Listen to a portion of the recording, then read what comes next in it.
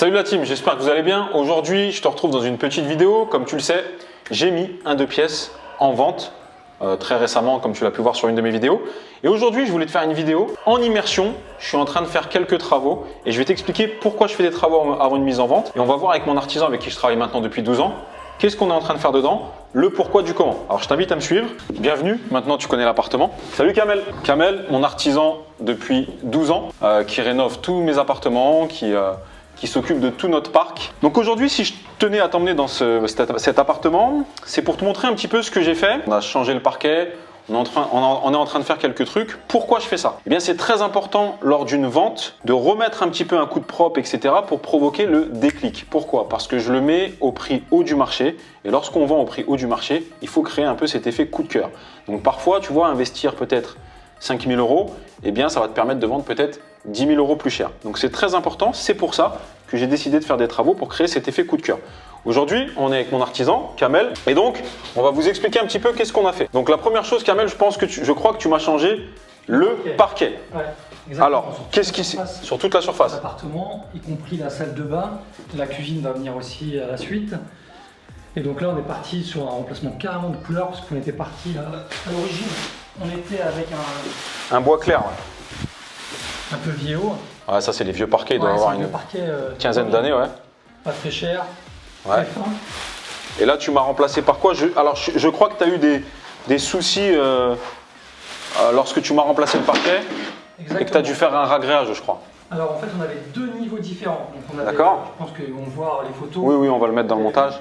On avait une partie parquet, donc c'était pas du chêne, c'était du pin. Ouais. Et une partie ici, juste à cet endroit-là, en tomate. D'accord. Et donc on avait deux différences de niveau parce qu'en fait ici il y avait un mur porteur, donc on avait une trace de béton, et donc on avait deux niveaux différents. Et donc à partir de là j'ai refait un réglage fibré donc pour le plancher bois et pour unifier toute la surface. Et à partir de là il n'y aura plus de problème alors? Il n'y aura plus de problème. Il problème. n'y aura plus ces petits interstices qui peuvent... Exactement, c'est ce qui faisait que ça travaillait et en plus il y avait une moquette qui était installée, donc il n'a pas pris le temps de l'enlever. Ouais, l'ancien propriétaire. Donc là en fait il a directement posé sur la moquette. Ce qu'il ne faut pas faire. Il faut mettre les plaques de... Il y a plusieurs types de sous-couches. Donc une sous-couche basique en petite mousse. Ouais. Sinon on a les plaques vertes comme on a vu. Donc ces plaques, c'est ce qu'on appelle la sous-couche. Hein. Et ça, on vous conseille de le mettre sous votre parquet. C'est phonique et isolant aussi. Hein. Donc à ce moment-là, ça protège déjà par rapport au bruit. Parce qu'un parquet, bien sûr. Quand tu installes un parquet en fait, et que tu as des voisins en dessous, il faut automatiquement mettre une sous-couche isolante. D'accord. Pour éviter d'avoir les bruits de marque, de pas, ce qu'il n'avait pas au départ. Donc là, ça c'est fait. C'est posé. Tu me diras ce que tu en penses par rapport à l'ancien. Moi, personnellement, j'aime bien. À la base, j'avais demandé à Kamel si c'était possible de récupérer le parquet d'origine, comme tu l'as vu dans la vidéo. C'est un parquet un peu, parquet un peu parisien, quoi. Et sauf que ça n'a pas été possible, tu m'as dit, puisqu'il y avait des différences. Oui, il avait dilaté. Donc, il avait dilaté. On avait des rainures trop larges et surtout que c'était pas du chêne, c'était du pin. Ah, le parquet, le premier parquet, c'était pas du chêne. D'origine, c'était pas du chêne, c'était du pin. Bon. Ouais, du coup, on ne pouvait pas le garder. Fragile et pas joli du tout. D'accord. Kamel, je lui ai demandé à la base de me changer demi-tigeur. Il m'a dit laisse-moi faire. Et voilà. Donc, fais-moi voir qu'est-ce que tu fais. Je vois que tu es en train de me repeindre la poutre centrale en gris anthracite. C'est ça. Et je trouve que ça fait vachement bien. Bah, ça n'a plus rien à voir parce que ça faisait un peu vieillot la couleur chêne. Ouais, je trouve que ça fait vachement bien. Ça fait beaucoup plus moderne. Plus moderne et ça va aller surtout avec la verrière, le style que tu Oui, parce que je vais vous montrer, il va me faire une verrière et vous verrez aussi à la fin. Ici, tu t'es proposé pour me faire un mur de couleur. C'est ça. On voit un petit peu. Ouais, j'ai dégagé. Tu as commencé à dégager les angles. Donc c'est quelle couleur que tu m'as choisi? C'est bois flotté. Donc là, ça va s'atténuer. Donc là, c'est la première passe, donc elle est encore fraîche. Ouais. Ça va s'éclaircir et ça va vraiment être un peu plus cosy. C'est pas une, ouais, ça va faire une teinte foncée qui va. Bah, j'ai vu, tu m'as envoyé les photos, ça faisait pas mal. Alors moi, il faut savoir qu'aujourd'hui, mon artisan, je lui laisse quasiment le libre choix. Et ça, toi aussi, au bout d'un moment, tu arriveras à ce niveau lorsque tu auras investi dans l'immobilier ou que tu vas déléguer et tu vas te faire un réseau de confiance, un artisan, un gestionnaire, etc. Et moi, comme je passe aujourd'hui du temps à l'étranger, eh bien, mon artisan, il a toutes les clés, je lui laisse le libre choix. Et puis, du coup, il m'envoie un petit peu ce qu'il doit faire et on décide ensemble. Également, je crois qu'ici, tu vas me faire une verrière entre la cuisine et le salon. C'est ça, exactement. Là, elle est en atelier, donc c'est une verrière sur mesure. Une verrière que tu fais tout seul, hein, je précise. C'est ça, exactement. Donc en verre, métal, Et donc là, on est sur 1m60 sur 1m65 de hauteur. D'accord. Alors, combien ça me revient cette verrière juste en matériaux? En matériaux, il y en a pour 150 €. Et tu me l'as fait en fer?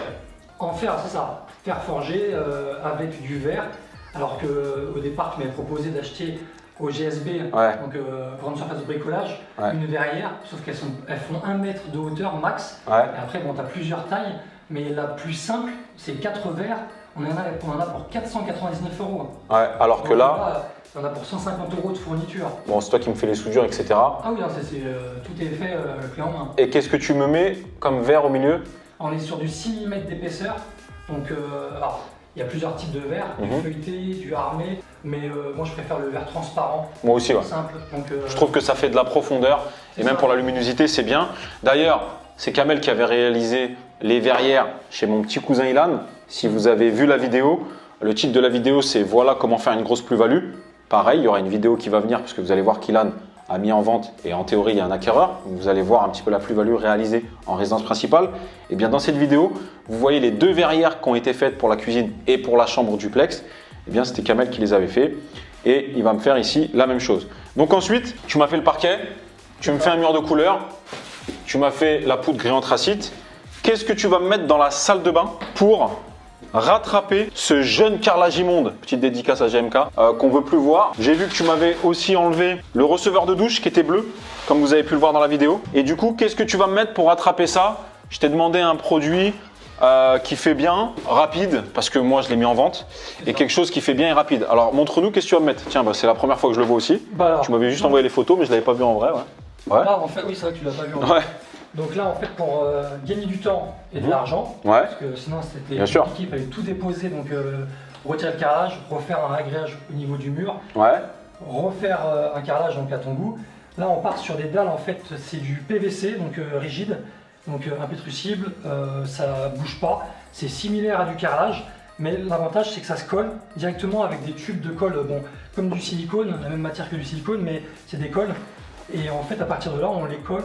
On en a pour quoi? Pour recouvrir cette pièce-là, il y en a pour à peu près une demi-journée. Ouais, donc parfois, vous voyez, aujourd'hui, franchement, au niveau des matériaux, ils se sont énormément améliorés, les magasins de bricolage. Oui, aujourd'hui, vous voyez, on trouve des dalles PVC comme ça, qui sont anti-humidité, qui résistent à tout. Ça fait imitation un peu carrelage et du coup, ça se coupe très facilement. Et en fait, c'est du puzzle. Et après, pour les finitions, il y a tout ce qui est baguette et tout. Alors, il y a des baguettes, mais il n'y a pas de joint.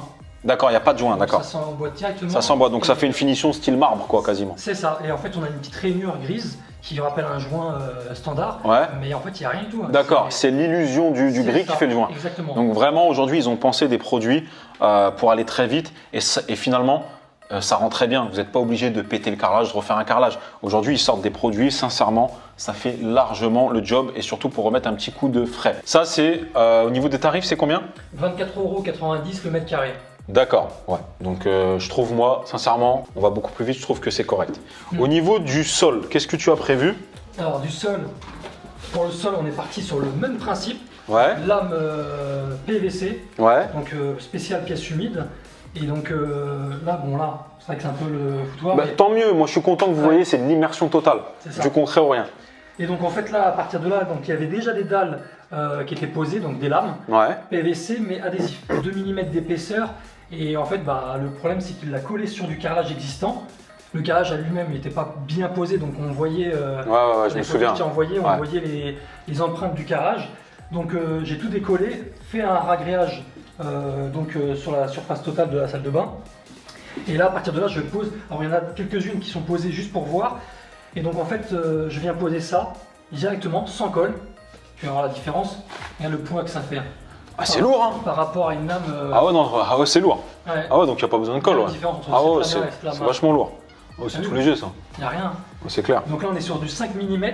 Et pareil, dessus, on est et franchement, 17 € le mètre carré. On dirait du parquet, sincèrement. Ouais, c'est vraiment le même aspect. Parce que de toute façon, ici, il faut savoir que c'est pas du brut. C'est un stratifié. Franchement, je suis vraiment étonné des progrès qu'ils font au niveau des matériaux. Donc je suis parti sur une couleur claire. Parce que comme la pièce n'est pas très grande, et qu'on a déjà un mur là, donc les dalles, elles sont un peu taupes. Donc j'ai préféré éclaircir le sol. Donc, ça va faire sympa, hein. Franchement, ça va faire sympa. Dites-moi ce que vous en pensez en commentaire, mais je pense que ça va faire très sympa. D'accord, et donc tu es parti sur un ragréage. Ouais, un ragréage sur la surface pour rattraper, pour égaliser aussi le sol, parce que le sol était mal posé. Ouais. Donc on peut poser un ragréage sur du carrelage si on met un primaire d'accroche. Même, de toute façon, les ragréages maintenant se posent directement, sans primaire, mais j'en ai mis un quand même, juste avant de le couler. Et donc là, on a quelque chose maintenant de lisse et de droit. Lisse, c'est nickel, ouais. Bah écoutez, vous voyez, c'est super. Donc vous voyez, comme je vous ai dit, hein, très important avant une vente, de mettre un petit coup de frais, un petit coup de neuf, surtout si vous vendez dans le haut du panier. Donc dans la cuisine, on va rien faire. On va peut-être changer le sol. Le sol, ouais, qui va On va peut-être changer le sol parce que c'est du lino, il a fait son temps. Sinon, on va rien faire. Ici, on essaiera de vous faire voir quand la verrière sera posée dans le mur entre la cuisine et le salon. Le receveur de douche va être changé. Donc, il est là, il va être changé. Avant, il était bleu. Je vais maintenant te montrer la chambre. Dans la chambre, je vais pas faire de travaux. Kamel m'a juste rebouché quelques petits trous suite à des étagères. On va me remettre un coup de peinture. Et puis, je pense que je vais laisser le mobilier dans cet appartement. Et comme tu le vois, la chambre, elle est correcte. Il n'y avait pas besoin de faire grand-chose. Donc, je te rappelle, on est sur un appartement d'environ à peu près 50 mètres carrés. Puisqu'il y a des petits placards un petit peu à droite à gauche avec des recoins qui ne sont pas comptés dans la loi Carrez. Mais voilà, au sol, on est à peu près sur 50 mètres carrés. Donc là, en matos, entre le parquet, la sous-couche, les plaques pour cacher le carrelage dans la salle de bain, le receveur, le sol, ragréage, peinture pour la poutre et pour le mur. Dans la cuisine, peut-être voir pour un lino. Pour l'instant, je suis aux alentours des 2500 €. Ça, c'est juste pour que vous ayez le coût à peu près en matériel pour une petite rénovation express avant une vente. Eh bien, ça tourne aux alentours des 2500 € pour le même type de projet. Donc aujourd'hui, voilà, je voulais t'emmener en immersion dans un 2 pièces que je mets en vente. Pourquoi vendre? Comme je te l'ai dit, surtout si tu te mets dans le haut du panier, eh bien, faire un petit coup de rénov, ça peut déclencher l'effet coup de cœur et c'est ce qui peut faciliter une vente. Donc voilà, je voulais t'emmener en immersion. Eh bien, écoute, j'espère que cette vidéo t'a plu. Si c'est le cas, partage, pense à t'abonner, abonnez-vous à la chaîne. Aujourd'hui, on voulait vous emmener en immersion dans les travaux avec Kamel pour vous donner 2-3 tips. Vous êtes beaucoup à me demander le contact de Kamel. Mais Kamel, il travaille à l'année pour moi, donc il n'est pas dispo. Mais au cas où, n'hésitez pas à demander, peut-être si vous êtes sur un chantier avec un espèce de blocage et tout, n'hésitez pas, Kamel vous répondra dans les commentaires et vous donnera son avis avec grand plaisir. Nous, en tout cas, on te souhaite une excellente journée et on te dit à très bientôt dans une prochaine vidéo. Ciao! Ciao!